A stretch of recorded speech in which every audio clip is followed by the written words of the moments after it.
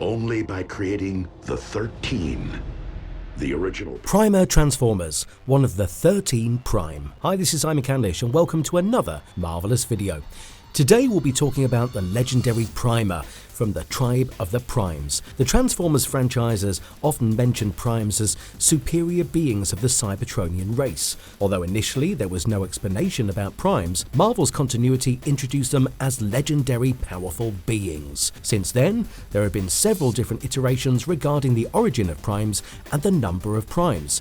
We are all familiar with Optimus Prime and his mentor Sentinel Prime as showcased in the live-action series. But more Primes existed in the past. There were different origin stories of the Transformers, so the same applied to the Primes. Despite what the origin was, Prima, better known as Prima Prime, was one of the earliest beings of the Cybertronian race, wielding the Star Saber along with the Matrix of Leadership.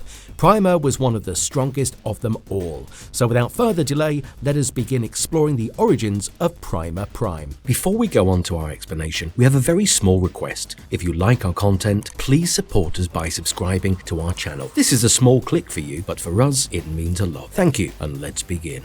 Prima Transformers, one of the 13 Prime. Going by the history of the Transformers, first there was a Primus, an ancient and ethereal being whose origins date back to the formation of the universe itself, standing as a multiversal force of goodness. Primus is the final defense against his evil sibling Unicron. Prima was the first Transformer created by Primus. There have been different iterations of the character, and in another prominent storyline, Prima, better known as Prima Prime, was the first Prime and was created from the corpse of another robot, which was smelted down and destroyed for being an underperformer. In this iteration, the Transformers were created by the bizarre and shrewd alien race known as the Quintessence. Unlike the other domestic robots, Prima was equipped with weapons and was often made to battle in gladiator matches for the entertainment of Quintessence. Although he was an efficient fighter, he despised the idea of battling with his own kind for the sake of entertainment,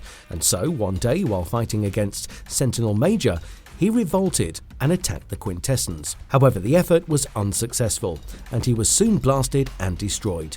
Prima was the second one to bear the Matrix of Leadership, and after his demise, it was passed on to Prima Nova. Although Prima is no longer presently alive, we get a glimpse of him when Hot Rod, after bearing the Matrix of Leadership, journeyed through it. The event was showcased in Transformers cartoon episode 69, which was part of the storyline Five Faces of Darkness. Five Faces of Darkness is set in the year 2005, after the victory of the Autobots in reclaiming Cybertron. Meanwhile, the Decepticons were banished from the planet, and they can be seen fighting with each other for Energon on planet Char. Cyclonus realizes that without their leader Galvatron, the Decepticons won't be able to survive for long. Along with Scourge and Sweeps, Cyclonus sneaks into Unicron's head, where Galvatron was last seen before disappearing. He assesses the memory banks and watched the footage of the Rodimus Prime fight against Galvatron, which resulted in Galvatron being flung into space. Making some quick calculations, Cyclonus inferred that their leader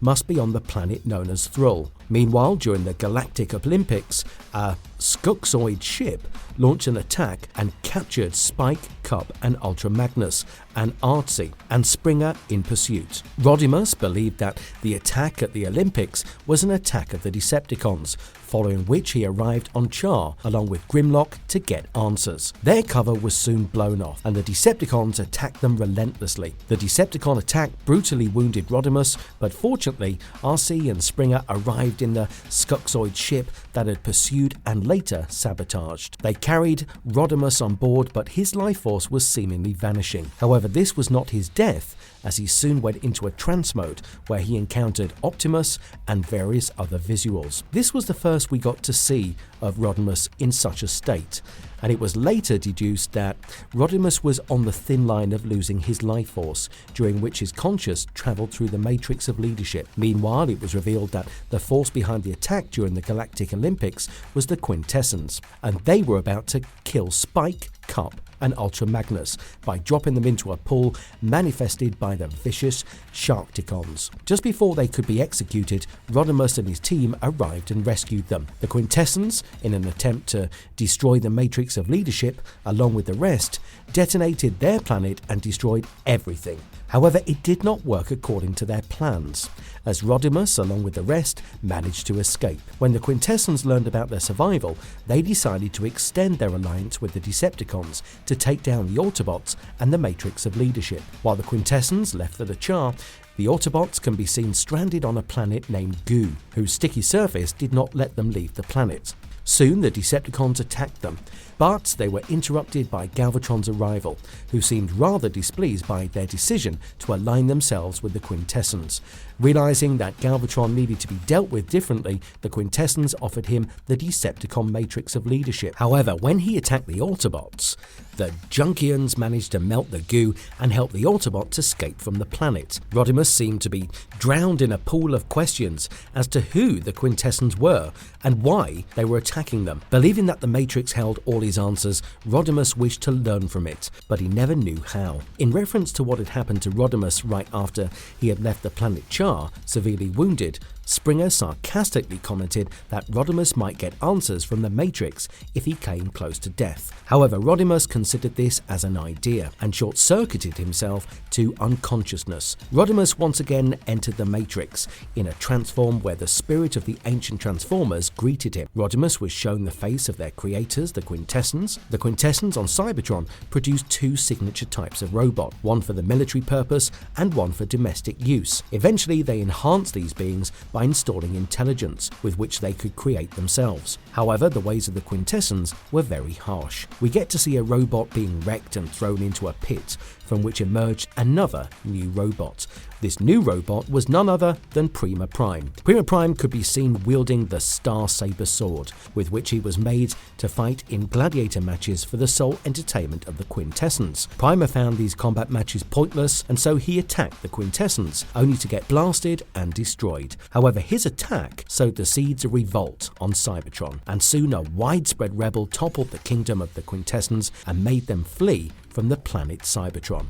Prima Transformers storyline in comic series. Prima, the first Prime. Prima Prime was mentioned in the story titled Primal Scream, which was showcased in the Transformers US Comics issue 61. Written by Simon Furman Maximus, the issue was published in October 1989 and elaborated the story of Primus and Unicron, followed by the history of Cybertron. The issue begins with the Keeper, an ancient Transformer guarding a sleeping Primus. The Keepers explained to the Autobots about the history of Primus, stating that its sleep is essential for peace in the galaxy. However, Grimlock is unconvinced and questions the Keeper about the credibility of this sleeping god. Grimlock does not believe a single word of what the Keeper has to say and considers the story of Primus a hoax. However, the Keeper chooses to recount the history of Cybertron and begins narrating its origins. At the dawn of time, there were two gods, Primus, the multiversal force of good, and Unicron, the chaos god. In a war between the two, Primus, after losing to Unicron in the physical, took the battle to the astral realm. Even there, when Primus faced difficulties against the Unicron, he made his way into the physical realm, with Unicron chasing him. He soon escaped the astral form into a giant asteroid. Unicron did the same, and they both got themselves trapped in two different giant asteroids. Inside the asteroid, Primus iconically reshaped it into Cybertron, which we know of, while Unicron reshaped his asteroid into a world-devouring planet that could also transform into a robot mode. Primus realized that Unicron would soon rise to power, and he made the Transformers at his last line of defense against Unicron. He created the first Transformer, Prima, and gave him the Genetic Matrix. The Genetic Matrix was a powerful artifact endowed with the life essence of Prima himself. With Genetic Matrix, Prima created further generations of Transformers. Meanwhile, the Mayhem Attack Squad, comprising of Bludgeon, Strangehold, and Octopunch, were tasked with assaulting Bumblebee, Jazz, and Grimlock. They arrived at the scene, and before the Keeper could finish narrating the story, they attacked the Autobots. Although Grimlock could have given them a tough time, he and the other Autobots refrained from powerful attacks, as it could have awakened Primus. Bumblebee, being on the verge of giving up, begged for Primus to answer his plea, following which he received an enhanced super strength. Bumblebee stopped Bludgeon from killing Jazz, and soon the rest of the Autobots were given enhanced strength to fight fight the Decepticons. However, when Octopunch shot Grimlock in the back, the shot bounced off his armor and hit Primus's face. The shock made Primus scream, which alerted Unicron from a far-off distance. Prima's role in creating new Transformers was later showcased in the Generation 2 comic series under the storyline Power and Glory. After Primus created him, he did not need to develop new Transformers, as the first few generations of Transformers learned how to replicate themselves through a process known as budding. However, with the successive generations, the Transformers retained no memory of budding, and eventually Primus's progeny was lost. Prima, leader of the 13 Primes. Following the 2005 IDW continuity, Prima was introduced as a statue in the Transformers issue 23. According to the continuity, Prima was showcased as the leader of the 13 Primes after the departure of the Knights of Cybertron from Cybertron. Goaded by Onyx Prime, Prima supervised colonization missions for Cybertron. He sent Titan Nemesis to colonize the neighboring world of Antea. Prima stated these missions as an act of introducing their civilization to the galaxy. However, these missions soon became the reason for hatred amongst other inhabitants of the galaxy for Cybertron. Prime blamed everything on Megatronus and attacked him, following which Megatronus fled from Cybertron. Prima soon began hunting for Megatronus and found him in the barren desert world of Tessieshi. He faced Megatronus, who took hold of his Star Saber and sliced him in half. It was later revealed that Onyx Prime was the one behind the manipulation. In fact, Onyx Prime was none other than the time-travelled Shockwave, who arrived from 10 million years in the future to behead Megatronus, and later kept the narrative as Prima and Megatronus killed each other during their fight. Other media appearances of Prima Transformers.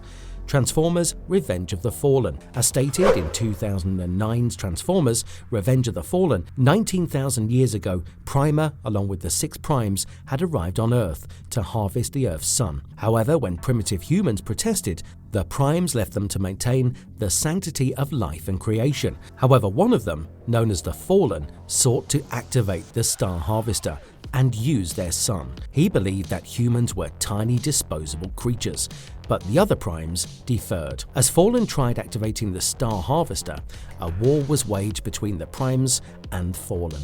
Ultimately, Fallen was defeated, and the rest of the Primes sacrificed themselves to hide the matrix of leadership with their bodies. Prima versus Fallen. In the IDW movie comics, Prima was the first to propose to the dynasty of Primes that under no circumstances should they be destroying stars from systems, as it eventually led to the destruction of several different planets and their life forms. The Fallen by then had already destroyed a star intentionally, and when he laid his eyes on Earth's sun, all the 7 Primes chose to battle him and take him down.